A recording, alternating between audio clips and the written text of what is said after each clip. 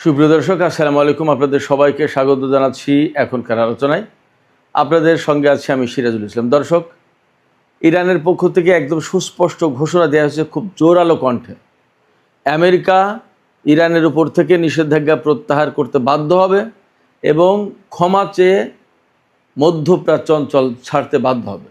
এত শক্তি ইরান পাচ্ছে কোথায়, কিসের বলে এই কথা বলছে?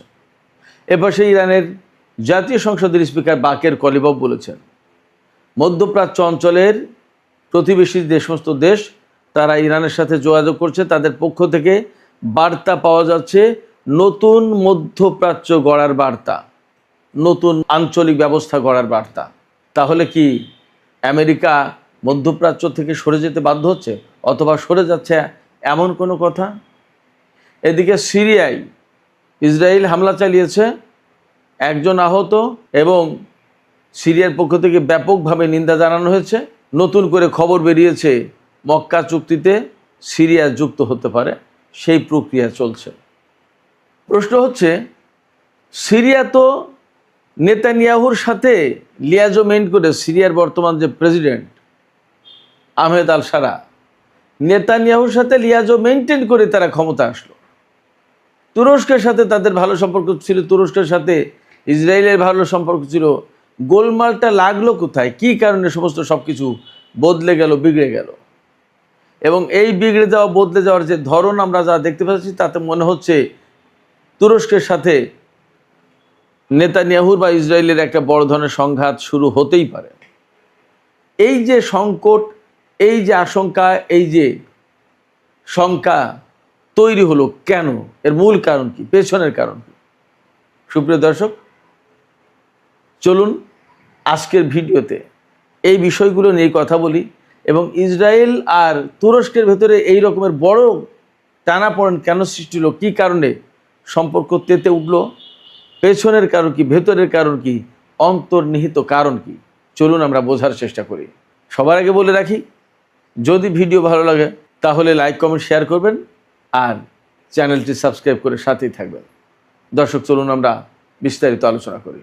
ইরানের জাতীয় নিরাপত্তা এবং পররাষ্ট্রনীতি বিষয়ক সংসদীয় কমিটির যিনি প্রধান ইব্রাহিম আজিজি, তিনি বলেছেন আমেরিকা ইরানের উপর যে সমস্ত নিষেধাজ্ঞা দিয়েছে সে সমস্ত নিষেধাজ্ঞা প্রত্যাহার করতে বাধ্য হবে। শুধু প্রত্যাহার করতে বাধ্য হবে না, প্রত্যাহার তো করবেই, তারপরে ইরানি জাতির কাছে, ইরানি জনগণের কাছে তারা ক্ষমা চেয়ে এই অঞ্চল থেকে বিদায় নিতে বাধ্য হবে। খুবই মারাত্মক কথা, খুবই শক্তিশালী কথা, খুবই ইরানের জনগণের জন্য বা ইরানের বন্ধু যারা তাদের জন্য আশাবাদী হওয়ার কথা। প্রশ্ন থাকছে পেছনে যে এই রকম জোরালো কণ্ঠে বলার সাহস বা সুবিধা বা সুযোগ ইব্রাহিম আজিজি পাচ্ছেন কোথায়, কিভাবে সম্ভব এটা? আমার কাছে ব্যক্তিগতভাবে যা মনে হয়েছে সেটি হচ্ছে এই, যে ইরান যে সাহস, শক্তি, সক্ষমতা এবং পারঙ্গমতা দেখিয়ে এই পর্যন্ত যুদ্ধের 6 মাসের বেশি সময় পার করেছে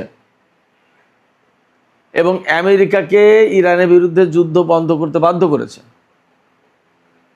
মধ্যপ্রাচ্যের বিভিন্ন ঘাঁটি থেকে সেনা এবং সামরিক সরঞ্জাম, বিমান থেকে শুরু করে অনেক কিছু সরিয়ে নিতে বাধ্য করেছে এবং মধ্যপ্রাচ্যে বর্তমানে যে সংকট, যে পরিস্থিতি তৈরি হয়েছে, তাতে আমেরিকা টোটালি মধ্যপ্রাচ্য থেকে স্থায়ীভাবে চলে যেতে বাধ্য এবং চলে যাওয়ার কাছাকাছি পর্যায়ে।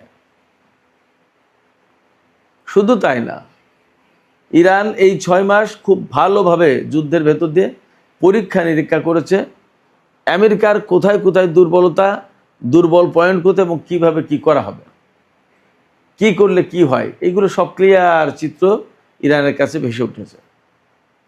ইরানি জাতি তো গবেষণার জাতি, গবেষক জাতি।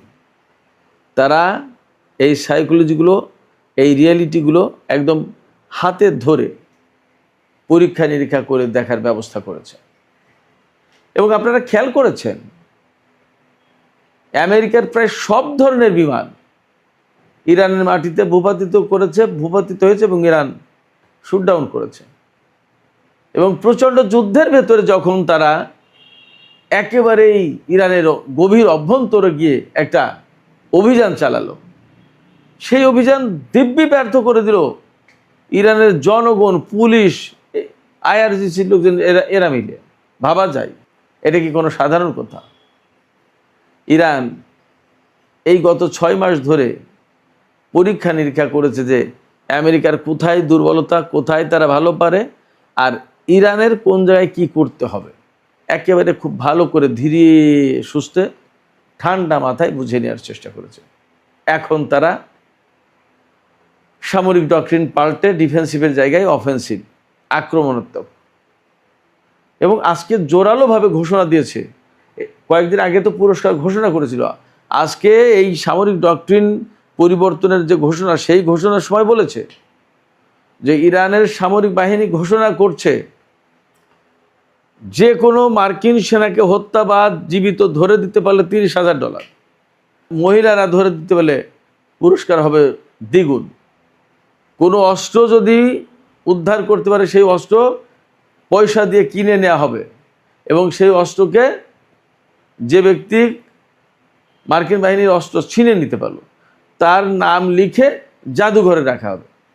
এগুলো শুধুমাত্র সাধারণ কথার কথা না, শুধুমাত্র সাধারণ পুরস্কার ঘোষণা না, এটার ভেতর দিয়ে ইরানি জাতিকে, এই যুদ্ধের সাথে পুরো জাতিকে ইনভলভ করে ফেলা হলো। এখন পুরো জাতির মাথার ভেতরে এইটা ঘুরবে যে কবে আমেরিকান সেনা ধরবো আর কবে টাকা পাবো, মানে প্রত্যেকেই অ্যাক্টিভ হয়ে যাবে। $30,000 একজন সেনা ধরতে পারলে বা মারতে পারলে, এবং এর মানে হচ্ছে ইরানের সামরিক বাহিনী ভীষণভাবে অ্যাগ্রেসিভ, অফেন্সিভ, তারা নিজেদেরকে আর গুটিয়ে রাখতে চায় না, এটাই তার প্রমাণ। ইরানি জাতি গত কয়েক বছর ধরে যে সাহস দেখিয়ে এসেছে, তার চূড়ান্ত বহিঃপ্রকাশ ঘটেছে 2025 সালের জুন মাসের 12 দিনের যুদ্ধে আর এবারের যুদ্ধে। ইরান কোনো যুদ্ধই ইনিশিয়েট করেনি, তারা হামলা করেছে, ইরান পাল্টা জবাব দিয়েছে, এবং এখন ইরান বলছে যে তারা নিজেরা আর ডিফেন্সিভ থাকবে না, নিজেদের আত্মরক্ষার জন্য না, এখন অফেন্সিভ। এইভাবে যদি ইরান সামরিক কৌশল গ্রহণ করে এবং মার্কিন সামরিক বাহিনীর বিরুদ্ধে যদি অভিযান শুরু করে, তাহলে মধ্যপ্রাচ্যে মার্কিন সামরিক বাহিনী টিকতে পারবে বলে মনে হয় না। এবং ইরানের পক্ষ থেকে কিন্তু পরিষ্কার করে বলা হচ্ছে, গতকাল বলা হয়েছে, আজকেও বলা হয়েছে, যে ইরানের বিরুদ্ধে যদি কোনো রকমের মিসক্যালকুলেশন করে, ভুল হিসাব নিকাশ করে, তাহলে তার চরম মূল্য দিতে হবে আমেরিকাকে। তার মানে আমেরিকা যদি কোনো মতেই ইরানের উপর বিমান হামলা চালানোর চেষ্টা করে অথবা স্থল অভিযান চালানোর চেষ্টা করে, তার জন্য ইরান প্রস্তুত এবং তার জন্য আমেরিকাকে মূল্য দিতে হবে, এটাই তিনি বলতে চেয়েছেন। পরিস্থিতি যদি এই রকম যায়, তাহলে অবশ্যই একসময় আমেরিকাকে ইরানের উপর থেকে নিষেধাজ্ঞা প্রত্যাহার করতে হবে। এছাড়া আরও কিছু ব্যাপার আছে। এই যে হরমুজ প্রণালী ইরান আটকে দিয়েছে, তেল চলাচল বন্ধ, বাব আল মানদেব প্রণালী আটকে দিয়েছে হুতিরা, তেল চলাচল বন্ধ, সারা বিশ্বের অর্থনীতি কলাপস করবে। এরই মধ্যে কাতারের অর্থনীতি গত বছরের তুলনায় এই বছরের 8%-এর বেশি তাদের জাতীয় আয় কমে যাবে। কুয়েতের অর্থনীতি কলাপস করেছে, বাহরাইনের অবস্থা খারাপ, সংযুক্ত আরব আমিরাত তাদের তেলের ট্যাঙ্কিগুলো বাঁচানোর জন্য ইরানের ক্ষেপণাস্ত্র আর ড্রোন হামলা থেকে বাঁচানোর জন্য লোহার খাঁচার ভেতরে রাখছে, খাঁচা করেছে যাতে হামলা না হয়। তা ব্যালিস্টিক মিসাইল দিয়ে হামলা করলে ওগুলো টিকবে? টিকুক আর না টিকুক, সংযুক্ত আরব আমিরাত ইরানি হামলা থেকে বাঁচার জন্য এই করছে। পুরো আঞ্চলিক চেহারা পাল্টে গেছে। এবং যে ইসরায়েল সংযুক্ত আরব আমিরাতে এসে এত কিছু করতে, এখন সেটা করতে পারবে মনে হয় না। ফলে আঞ্চলিক চেহারা, আঞ্চলিক চালচিত্র কিন্তু বদলে যাচ্ছে ইরানের এই যুদ্ধের কারণে। সেক্ষেত্রে আমেরিকা ইসরায়েল যা ভাবছিল, যা করতে চাই, সেইগুলো এখন আর হওয়ার সম্ভাবনা একদম কম। বরং ইরান যে কথা বলছে এটা খুবই বাস্তবসম্মত, যে একসময় আমেরিকাকে এই নিষেধাজ্ঞা প্রত্যাহার তো করতে হবে, এর পাশাপাশি তাদেরকে মাপ চেয়ে এই অঞ্চল ছাড়তে হবে। ইরানের পক্ষ থেকে আজকে আর একটা চমক লাগানো খবর প্রকাশ করা হয়েছে। ইরান জানিয়েছে যে যুদ্ধ শুরুর পর থেকে এখন ইরানের অস্ত্র উৎপাদনের পরিমাণ 3 গুণ হয়েছে, বিশেষ করে কৌশলগত অস্ত্র উৎপাদনের, ক্ষেপণাস্ত্র, ড্রোন, এই সমস্ত 3 গুণ। ইরানের অস্ত্র উৎপাদন 3 গুণ মানে তাদের যে অস্ত্রের ঘাঁটি নেই এটা পরিষ্কার। আর অস্ত্রের ঘাঁটি না থাকা মানেই আমেরিকান এগেনস্টে যুদ্ধ করা ইরানের জন্য কোনো ব্যাপারই না। এদিকে ইরানের জাতীয় সংসদের স্পিকার বাকের কলিবাফ তিনি বলেছেন যে প্রতিবেশীদের কাছ থেকে প্রতিদিনই তারা বার্তা পাচ্ছেন নিউ মিডল ইস্ট প্ল্যান, আমেরিকাটা না, নিজেদের আঞ্চলিক যে পরিকল্পনা, নতুন একটা মধ্যপ্রাচ্যের নতুন ব্যবস্থা গড়ে তোলার বার্তা দিচ্ছে ইরানের আঞ্চলিক দেশগুলো ইরানের কাছে, এবং এটা আমেরিকাকে মাইনাস করে এটা বুঝতে হবে। তো যদি নতুন আঞ্চলিক ব্যবস্থা গড়ে তোলার চেষ্টা করা হয় বা প্রতিবেশীদের কাছ থেকে ইরানের কাছে প্রতিদিন মেসেজ দেওয়া হয়, তাহলে তার মানে দাঁড়াচ্ছে আমেরিকা এবং ইসরায়েল যে নতুন মধ্যপ্রাচ্যের যে চিন্তা পরিকল্পনা করেছিল সেই পরিকল্পনাগুলো এখন মারাত্মকভাবে ঝুঁকির মুখে পড়বে। এমনকি ডোনাল্ড ট্রাম্প যে আব্রাহাম অ্যাকর্ড যেটা সই করেছিল মধ্যপ্রাচ্যের চালচিত্র পাল্টে দিতে চেয়েছিল, সেইটাও এখন ভিন্ন চেহারা পাবে, ভিন্ন পরিস্থিতির মুখে পড়বে। সম্ভবত এর অংশ হিসেবেই এখন তুরস্ক আর সিরিয়ার সাথে ইসরায়েলের সংকট তৈরি হয়েছে। ইসরায়েল আজকেও সিরিয়ার দক্ষিণ পশ্চিমাঞ্চল হামলা চালিয়েছে, একজন আহত, এবং সিরিয়ার পক্ষ থেকে ইসরায়েলের নিন্দা করা হয়েছে। এবং আমরা যা পরিস্থিতি দেখতে পাচ্ছি, ইসরায়েল এবং তুরস্কের মধ্যে বড় রকমের সংঘাত লেগেই যেতে পারে, এবং সিরিয়ার উপর প্রায় দিনই তারা হামলা চালাচ্ছে। এই পরিস্থিতিতে সিরিয়া মক্কা চুক্তিতে যোগ দেওয়ার চিন্তা করছে। মক্কা চুক্তিতে যোগ দেওয়ার মানেই হলো সিরিয়ার উপর যখনই হামলা চালাবে ইসরায়েল, তখন তুরস্ক, পাকিস্তান, সৌদি, সিরিয়া যে এই জোটে যারা থাকবে তারা সবাই ইসরায়েলের বিরুদ্ধে যুদ্ধ করতে বাধ্য হবে, যুদ্ধ শুরু করে দেবে। তখন কি করবে?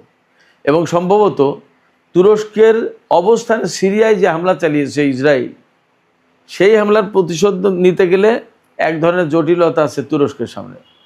সম্ভবত এই প্রতিশোধ নেয়ার চিন্তা থেকে তুরস্ক সিরিয়াকে এই মক্কা চুক্তির ভেতরে আনার চেষ্টা করছে। যখনই সিরিয়া মক্কা চুক্তিতে যুক্ত হবে আর ইসরায়েল সিরিয়ার উপর হামলা চালাবে, তখন কিন্তু মক্কা চুক্তির যারা স্টেক হোল্ডার, যারা সদস্য, তাদের প্রত্যেকের দায়িত্ব হবে ইসরায়েলের বিরুদ্ধে লড়াই করা। সম্ভবত সেই লড়াইয়ের একটা গ্রাউন্ড তৈরি হচ্ছে, নানামুখী তৎপরতা চলছে, এবং সিরিয়াকে এই জোটে যুক্ত করার ব্যবস্থা করা হচ্ছে। এমনকি বলা হচ্ছে যে মিশরও এই জোটে যুক্ত হবে, এবং তখন ইসরায়েল চারিদিক থেকে ঘেরাওয়ের ভিতরে পড়ে যাবে। মিশর, সিরিয়া, তুরস্ক ও পাশে সৌদি আরব। ইসরায়েলকে হয় এই চুক্তির জন্য চুপ থাকতে হবে, আর না হয় এই এতগুলো দেশের বিরুদ্ধে যুদ্ধ করতে হবে এবং তাকে নতুন একটা পরিস্থিতির মুখোমুখি হতে হবে, তাতে কোনো সন্দেহ নেই। এখন প্রশ্ন হচ্ছে, সিরিয়ার আহমেদ আল সারা, উনি তো নেতানিয়াহুর অনুগ্রহ প্রার্থী ছিলেন, অনুগ্রহ পেয়েছেনও, কিন্তু হঠাৎ করে কি দেখি হলো? আমার কাছে যেটা মনে হয়, আমার বিশ্লেষণ যেটা আসে, সেটা হচ্ছে এই যে তুরস্ক খুব ভালো করে জানে নিউ মিডল ইস্ট প্ল্যান যেটা, সেই নিউ মিডল ইস্ট প্ল্যানে তুরস্কের বিরাট অংশ নিয়ে নেওয়া হবে। ইসরায়েল কাউকেই ছাড় দেবে না। গাজা তো তারা দখলে নিয়েছে, পশ্চিম উত্তরও তারা দখলে নেওয়ার চেষ্টা করছে। লেবাননে কি পরিমাণে হামলা, যুদ্ধবিরতি থাকার পরেও। এই পরিস্থিতিতে তারা সিরিয়া নিয়ে নেবে। সিরিয়া নেওয়ার পরেই প্রশ্ন এসে যাবে কিন্তু তুরস্কের ব্যাপার, তুরস্ককে কবে নেবে? সিরিয়া চলে গেলে তুরস্কের জন্য খুব বিপদ।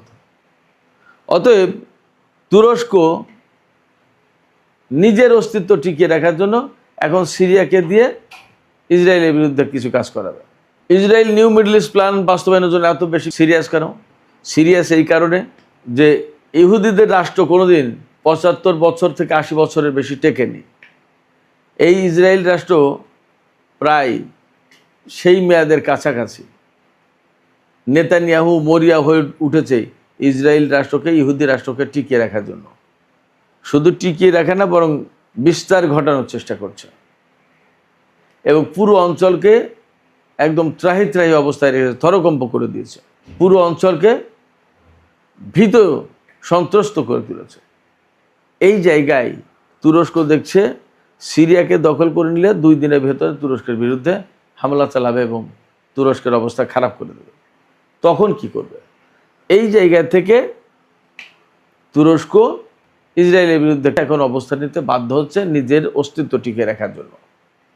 আমি বলি মন্দের ভালো, মক্কা চুক্তি করেছে, এই চুক্তির আওতায় মধ্যপ্রাচ্যের সমস্ত দেশ একতাবদ্ধ হোক, হওয়ার পরে একটা বিশেষ নতুন পরিস্থিতি তৈরি হোক, এবং সম্ভবত সেদিকেই যাচ্ছে। বিশ্লেষকরা এমন করেই ভাবছেন। সুপ্রিয় দর্শক, এখনকার আলোচনা এখানে শেষ করতে চাইছি। আলোচনা শেষের আগে আপনাদের কাছে প্রশ্ন করি বা আপনাদের মতামত জানতে চাই। ইরান প্রসঙ্গে মতামত জানতে চাই। ইরানের একজন গুরুত্বপূর্ণ সংসদ সদস্য তিনি বলেছেন যে আমেরিকাকে ইরানের উপর থেকে নিষেধাজ্ঞা প্রত্যাহার করতে হবে এবং ইরানি জনগণের কাছে ক্ষমা চেয়ে অঞ্চল থেকে বিদায় নিতে হবে। আপনারা কি বিশ্বাস করেন বা আপনাদের কি মনে হয় যে আসলে পরিস্থিতি এমন হবে, নাকি এটা ইরানের পক্ষ থেকে আবেগতাড়িত বক্তব্য? আপনাদের মতামত জানিয়ে কমেন্টে লিখতে পারেন। আর ভিডিও ভালো লাগলে লাইক, কমেন্ট, শেয়ার করবেন এবং চ্যানেলটি সাবস্ক্রাইব করে সাথেই থাকবেন।